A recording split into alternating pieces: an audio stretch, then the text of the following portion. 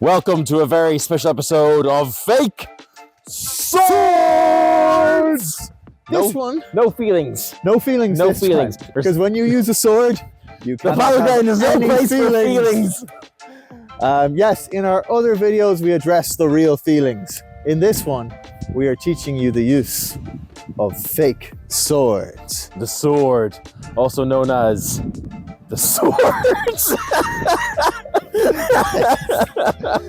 So, this is a video this is a new series, hopefully, depending on how you guys react. So comment if you want more. That's going to just teach you the basics, the absolute basics of how to use a lot of the weapons you might find thrust into your hand or body at a LARP.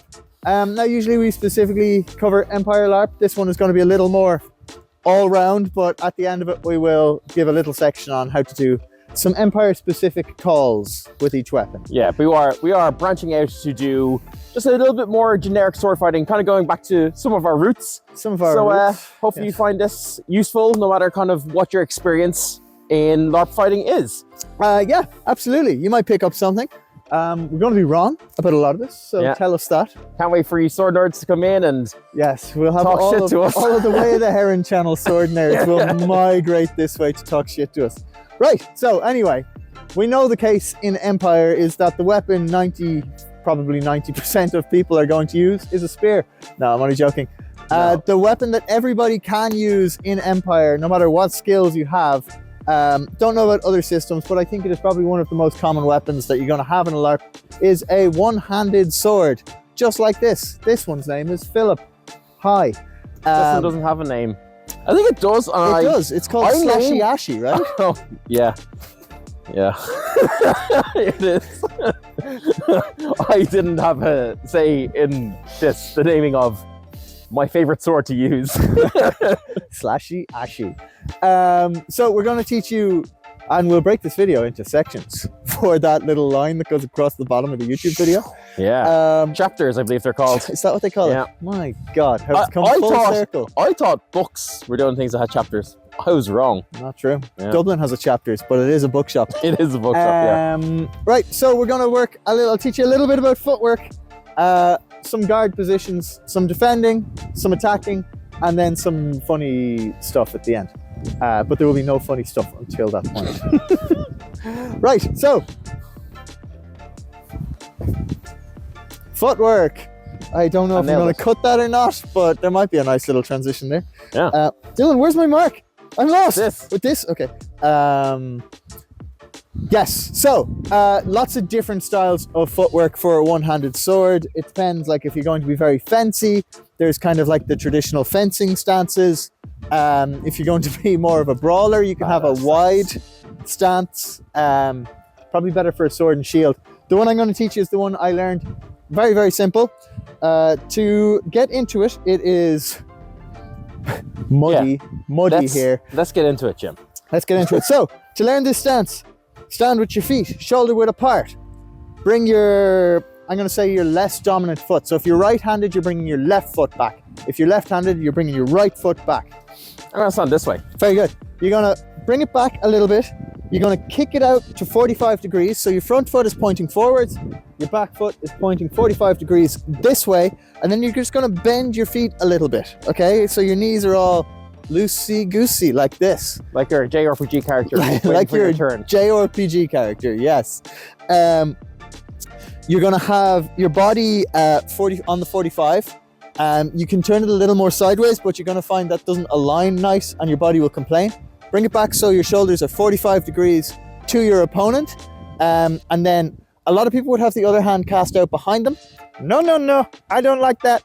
I like to have my hand here. Specifically because there is no rule to say you can't two-hand a one-handed sword. So if you need to block a big old attack that's coming in, or if you're just getting tired, just have your hand here because you can go into a much more solid stance, because there is a whole other style I won't cover in this video that's like this. And having your hand here means you can transition between these styles extremely quickly. So we're going to do that. There's no disadvantage to having your hand here in Empire or other LARPs. I haven't played other LARPs, I'm not sure. Right, your footwork. you're going to have a couple of different types of movement. Your first one is an advancing step. You can do this 2 ways.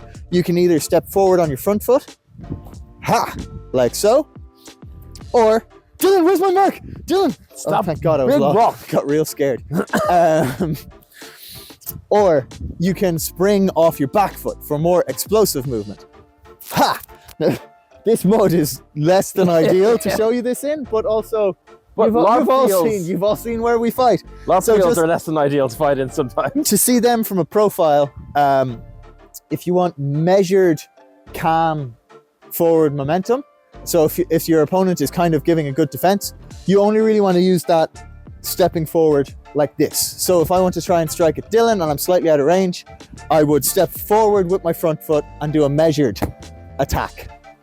If I wanted to be dynamic and finish off an opponent who's on the back foot, then I would spring off my back foot and get the point like that. I fell in the mud, but you get the sense.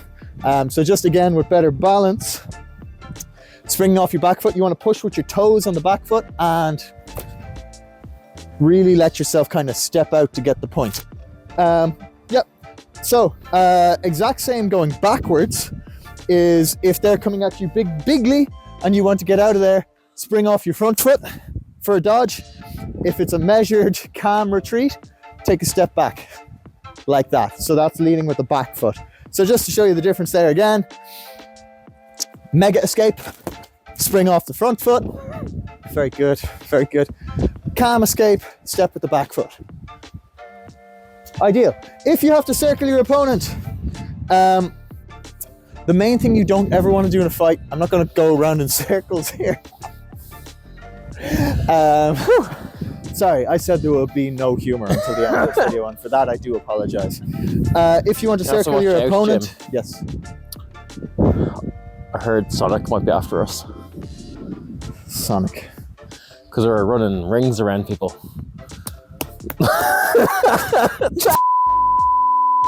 Right, you just step to the side. Okay, so imagine that. I'm using my mark in the mud. Where's my? Oh, there it is. If you can imagine actually, you're going to see this on a computer. I could just put a picture up. Imagine a circle. What's the edge of a circle? Circumference? Yes. Yes. You are on the circumference of a circle. Your opponent is in the middle when you're doing this kind of step. Okay, so this is if you're trying to work your way around a shield or something. And you're just going to shoot your foot out to the side. Wait, where's my shield? Here.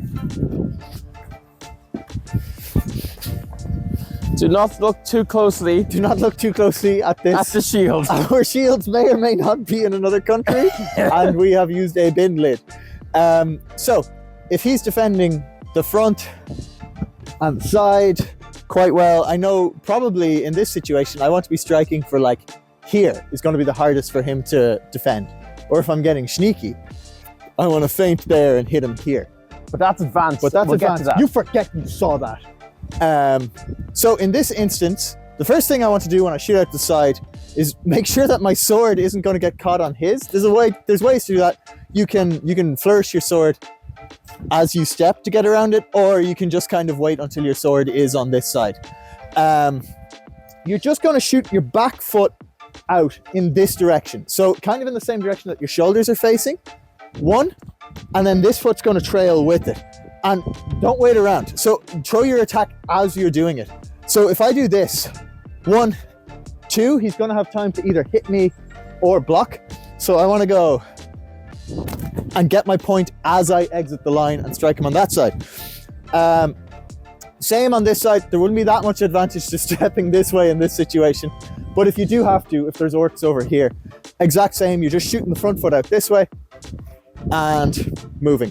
Dylan has eloquently shown my next point is when you go around someone, don't keep your shoulders facing this way. If I step and don't move my shoulders, I'm real open to him. So I want to keep myself pointed towards him as much as I can. So when I step and my shoulders rotate to face him. So if you can see the line of combat, my line of combat is still pointed directly at him. Whereas if I don't do that, my line of combat is over here and he's got me open. But when I rotate, like a good fencer, not actually a fencer, they don't rotate that much, but like a good sword fighter, duelist, yeah, I'm still pointed at Dylan. So I'm ready, if he should charge at me, I'm ready then to take a step backwards. I've gone down a hill. My mark let me down. Dylan with me. Oh, there it is, thank God. Okay. I've lost mine. I'm here for you in this trying time. It's really scary when you're I've lost ground, that's why. Ah, very good. Right, okay, that's footwork basically. No, sorry, there's one more thing. All of that I just said, try to avoid. You don't want to be on the circumference. You want to be in the middle. The reason being is, if I'm on the circumference and I'm doing this, all I'm doing is this. Who's getting tired here? Folks, it's me, the dipshit on the outside. You want to try and force them to move around you. And in that case, you become the center of the circle and you're working them around your circumference. Million ways to try and achieve this. In a big battle, you don't have this control. A lot of the time it's going to be dictated on outside forces. If you're in a duel, you can kind of work it a bit by like harrying one side of your opponent. So if you're fighting, start trying to drive them this way a little bit and then take your points here. Or just be mega defensive. So they have to start orbiting you to get their points. Really make them work. Yeah. So he's having to dart out to the side to get around me. If you can control the center point, you're in a much better position. It's like controlling the center line of a fight, but on the other axis. Anyway, that's footwork and a little bit of defense. On to defense. Wouldn't it have been really cool if I caught that? It would have. I kind of just full on disappeared from me. I was like, I was like, that's either in the river or... Yeah. Yeah, okay. Or it's going to brain one of us. Yeah. Defense. Couple of different ways to defend with a one-handed sword. I'm going to show you two ways that has historically worked extremely well for us. Yep. There's way more than this. These are really only going to show you blocks, maybe some parries. We're not even touching riposts. It's just enough for you to not get killed. For the beginners. This is for the beginners. You remember. You remember to forget that thing I showed you. We hear those fingers clicking, clacking, tipping, tapping. How do you spell riposte? He's not pronouncing riposte right. Riposte. Riposte. Now for the riposte. Yes. Okay, so we're going to show you two types of defense. One. It's like when there's a tragic accident in the postal office and you're like, rip post. Yeah. Okay. Right. So two types. One. You want to go overhead to hold the sword first? Oh yeah. Okay. Here's how to hold the sword. In your hand. In your hand. Sorry. Yeah. Very quickly.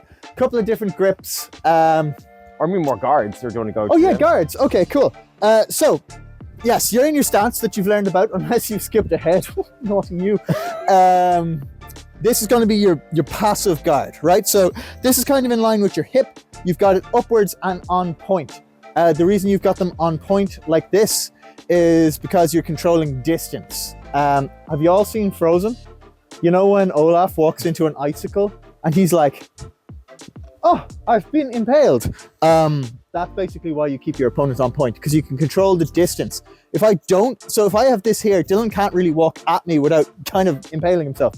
If I have my guard like this, Dylan can just kind of walk at me, and he's got a lot more killability or potential kill power. Yes, a lot more PKP than me. I know I was saying it in my head to be like, is this something awful before I say that? So for our basic guard position, we're just going to have it kind of like this. You're holding it in almost a hammer grip like this. A lot of strength, a lot of kind of power in it. I don't think you can do that in Empire. Maybe you can. You can't bind. You can't bind. You can't do really kind of what we're doing here. Yeah, well, no, we're not actively binding. We're just in a position. We're in a fighting position. You can't be like this in Empire. Yeah. I don't know if other LARPs let you. Let us know in the comments if you've been to another LARP and you're allowed to bind, because that would be fucking sick. I am not comfortable on that side. Okay, so this is your basic guard position. I'm going to show you two more, right? So this one, bog standard. You start the match. This is where you're in. The next one I'm going to show you is the, I've heard it called a million things. Fool's guard, floor guard, triangle guard. just dip the point down, point it at the ground. This is really, really good for loads of different things, mostly like resting, and then 2, it disguises your measure and your distance to the opponent. So when I'm like this, he has a good sense of where I am. When I'm like this, he's not so sure. And when he walks in, I can just do nasty stuff like that and he won't see it coming. As well as just kind of, it's handy for like sweeping up into stuff, if that makes sense. It's advanced. It's not for you. Yeah, it's also just real nice for when you're running backwards away from someone. I tend to drop into this because when they chase, you just slam on the brakes and lift it like this and you get a point. It's real cool. But in LARP, it has less, like the nice thing I used to do with it before LARP was this. You can't do that in Empire, but it's nice for that. The old sneak and check. The old brutalitizer. Where's my mark? Oh, there. Okay. And then the last one is up here. So Ox Guard, Roof Guard, Hanging Guard. It's got a million names. Bit of technique for this one. Yeah. Sword obviously above the level of your head. And then the point is pointing kind of towards your opponent's opposite hip. You don't want it to be like this. That's bad. You want this 45 degree, because a 45 degree line like this gives you kind of an equal measure of horizontal and vertical defense, which is nice. Whereas if I have it like this, I'll get cut. And if I have it like this, I'll get cut. So keep it hanging on the 45. Keep it hanging on the 45, yo. And then have the point more towards your opponent. And we'll go more into this in a minute. Actually, fuck it, we'll do it now.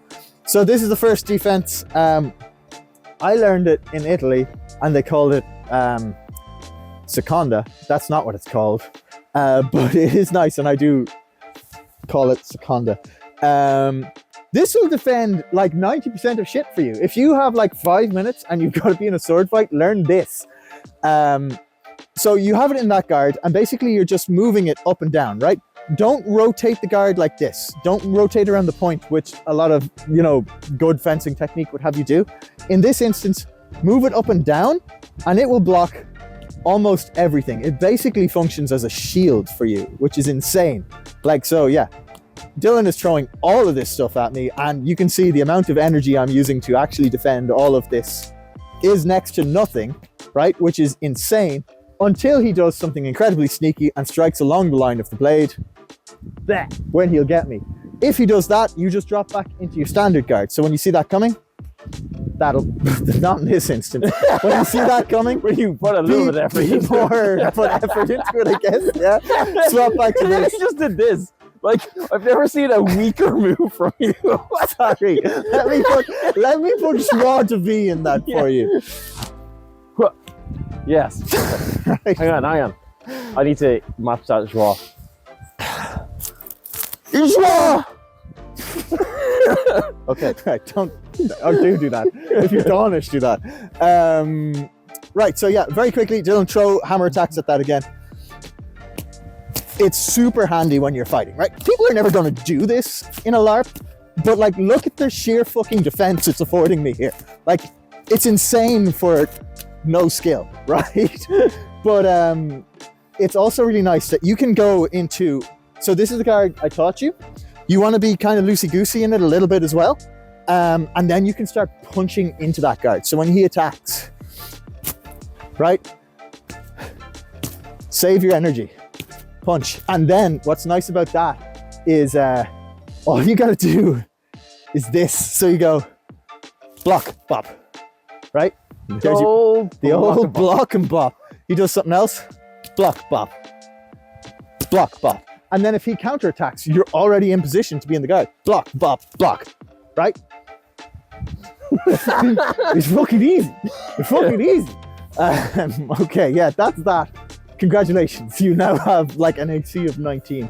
The other one, I'm gonna very quickly run through these, are just some standard guard positions for your guard. So basically what you wanna do here is just, I could talk about this for hours, I'll try and keep it brief. You're going to move through these positions. I thought this was going to be a short video. 3, sort of like 4. I realized that's why this is going fast. So you're going to go 1, 2, 3, 4, 5, 6, right? there are your 6 basic guard positions here. The main thing you want to do... Let's do them again, Jim. 1, 2, 3, 4, 5, 6. Basically, what you need to know about them is everything on this side is just this motion. No, it's not. Sorry, that's a different thing. Everything on this side is going to be stronger than everything on your bad side, right? So blocking the attacks on this side, sorry. I'm strong. Blocking the attacks on this side, I'm less strong because my hand is compromised. Compromised, yes. We've all been in a compromised position. Yeah. So try not to rely too much on blocking on this side, because unless it's like blocking a glancing shot like that, your hand will give way. Yeah. It's not the best block in the world. If you're going to be blocking something like that, try and block it like this, maybe. Right? Like basically you're going from this position and punching, and that lets you do nice things like this, which you're not allowed to do in Empire. So you forget I showed you that. Yeah.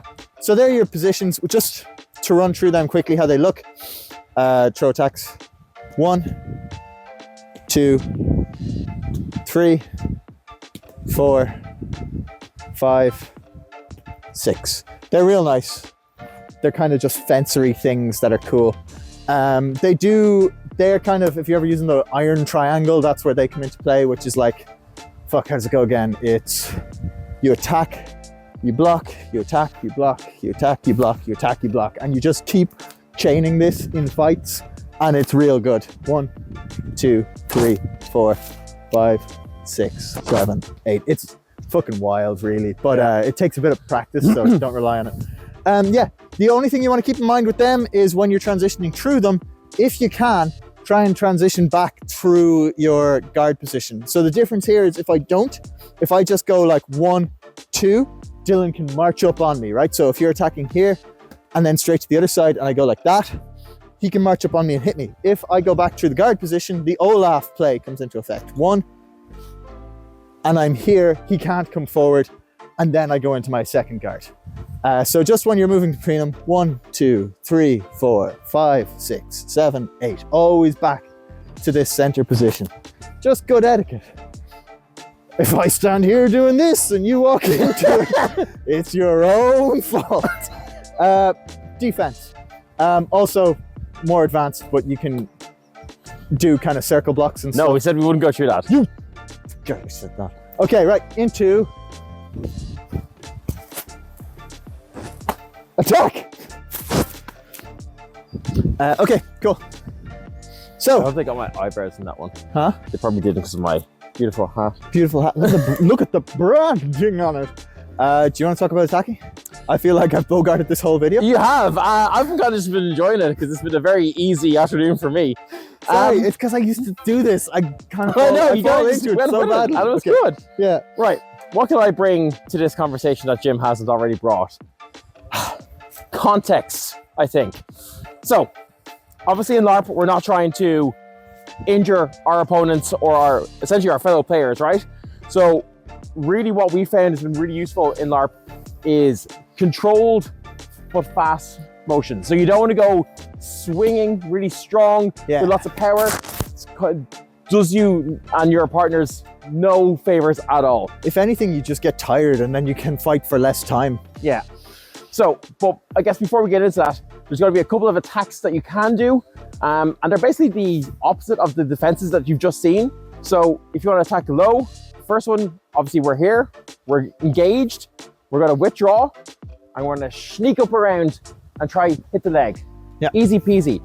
The second one you're going to do is you're also going to withdraw, and you're going to go to the other side. That was that sneaky one I was doing earlier. It's good.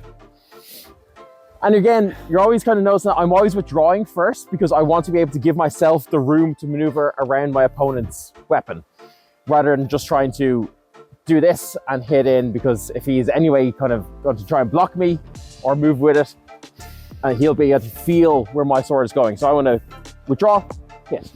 What's nice about that is, as well, the withdraw is a technique in itself, because when I'm here, you know I'm going to attack you. Yeah, But I don't you know have no what. fucking clue where I'm coming from because you can attack the whole way around at the same time. Yeah. So there's a real nice thing you can do very quickly, and I'll recede from the Thank you. conversation again.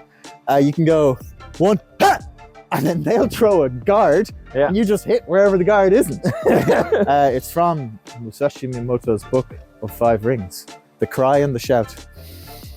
So basically, all you want to do is you're aiming either low, medium, or high. Obviously, we're not really trying to hit the head in Empire unless it's the only potential target. Valid target. So you're going to, for any downward attacks, you're going to go for the shoulders, if possible. Okay. But yeah, basically, it's always just retreat.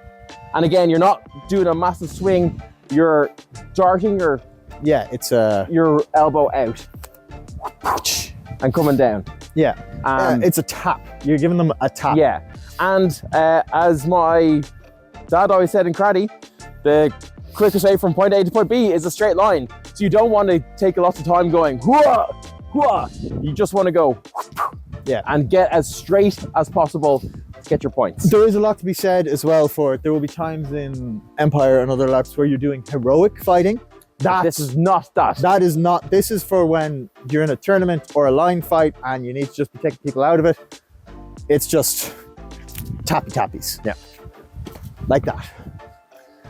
So yeah, that's attacks, I think. That's, I'm trying to think, is there anything else? I mean, really, if you want to see it from like a front angle so you can mirror it, you're, again, withdraw, hit low. I mean, we'll work up around the body.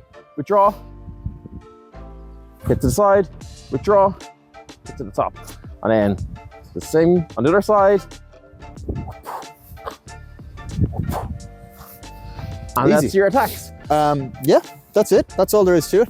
I mean, obviously, a lot of the points you'll score in Empire, like, honestly, are going to be just cheeky fucking, like, stuff like that. Yeah. Right?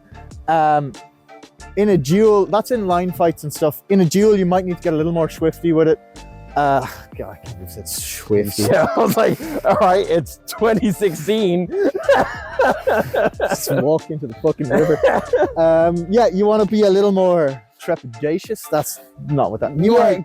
Context is everything. If you are in a one-on-one and it's not resetting after each point, doing cheeky little hits isn't going to be enough, and you're going to need to be able to chain up attacks, understand when to keep hammering at a single particular point or when to change it up and vary your attacks. Exactly. But that's advanced. We're just learning how to actually just No, I want to give them two tips. Okay. Rhythm. Your rhythm is big. If you're attacking This someone, is the rhythm of the blade all night. Oh yeah. Use rhythm to your advantage. If you're attacking someone, set up a rhythm and then break it. Ready? Because rhythm 1, 2, 3, 4. a dancer. Right? So I was trying to think of something good so I couldn't defend myself. Again, 1, 2, 3, 4. Right? That change between 3 and 4, like, I didn't hit him because I didn't move forward, but like the opening was there. Yeah. Swish. Real strong, and a lot of people know it. And even like going the opposite, going 1, 2, 3, 4, right? There's a slight change in rhythm. Their body just can't fucking handle it. They don't know how to handle it. Other than that, positioning.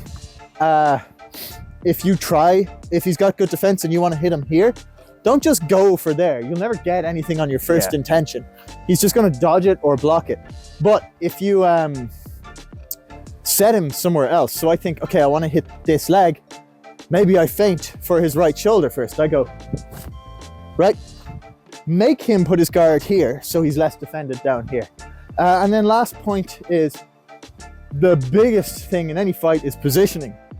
Distance is going to win you more points than anything else. That's what my cheeky point was going to be. Go and take it then, sorry. Basically, it's a lot safer to avoid being hit than to block a hit coming in.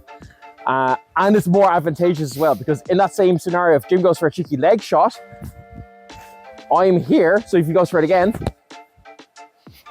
I'm protected because of my leg movement, and I'm hitting him in return. So, yeah, at best, defense is a good offense. Works on the front wise as well. Like, if you're not getting points, remember that back leg surge? Don't be afraid to surge in to get your points, you know? Just be aware not to run at someone without dealing with their guard first. Anyway, we should probably check the recording. Yeah, this has been talking for a while. Could have been ages since this has been turned off. We'll find out. Right. Jim is dying. I am apparently covered in blood for some reason. Where did it even come from? My nose, I think. What? I don't know. It's cold and I moved fast. Oh, okay. I was like, I don't remember hitting you. Yeah, usually it's from me hitting them. Say that's what it's cooler if that's what it is. We can edit that in if you want. So now I'm bleeding. So yeah, that is where we're going to leave this week's video, because Jim honestly will just never stop speaking about this. But that's okay. If you want us to make other videos like this, let us know. Yeah. We've got plenty to talk about. We can talk about how to use different weapons, how to defend against different weapons, how to use the swords if you're one-on-one in a duel, if you're partnered with someone, if you're in like a small skirmish situation, if you're in a line fight. Kind of, there's loads that we can talk about, so let us know down below what you'd like to see from us next. And yeah, do you want to learn about those advanced techniques we were talking about? No, they're too dangerous. I'm bleeding so much, we have to go. All right, bye. Anyway, yeah, we've been Fake Swords. Real blood. Real feelings. It is. And this, I don't know, is YouTube, are we allowed to show real blood on YouTube? Because I've got loads of it in me. Keep it there. Let's now. Yes, hit us up in the comments what you want to know. We can teach most of these weapons pretty well. Usually we'd shout out Hearthfire, but you know what? Let's shout out Wayoftheheron for this one. I think it's probably Wayoftheheron. Relevant. If you want to go learn some slightly less, I am bleeding so much. If you want to learn some less efficient, we have to wrap this up. less efficient sword fighting, more fantasy nonce, go Wayoftheheron. And then look, we'll see you on the next one. I'm gonna get a bandage. Oh Lord. Oh Lordy. I think that's funny.